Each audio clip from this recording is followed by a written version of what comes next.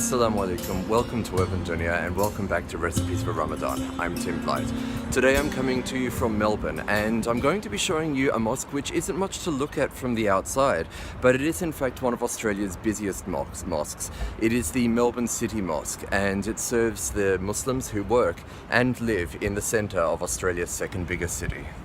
In the northwest of Melbourne's central business district, near the legal precinct, might not be the most obvious location for a mosque. Even more surprising is the building, a typically 1970s office building from the outside, but which has been converted for use as the Melbourne City Mosque. In essence, what this represents is a hybrid of cultures. The original facade matches that of the surrounding streetscape, while it functions as not just any mosque, but the headquarters of the Islamic Council of Victoria.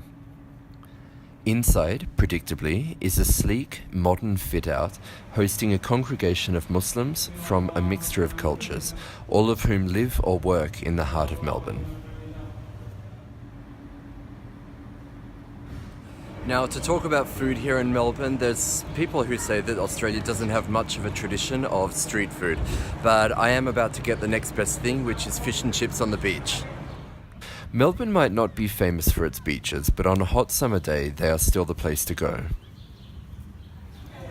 The humble fish and chip shop by the beach is a national institution for many Australians. The simple fry-up has been imported by British colonisers over the past 200 years, but takes on new significance in a climate suited to an outdoor lifestyle.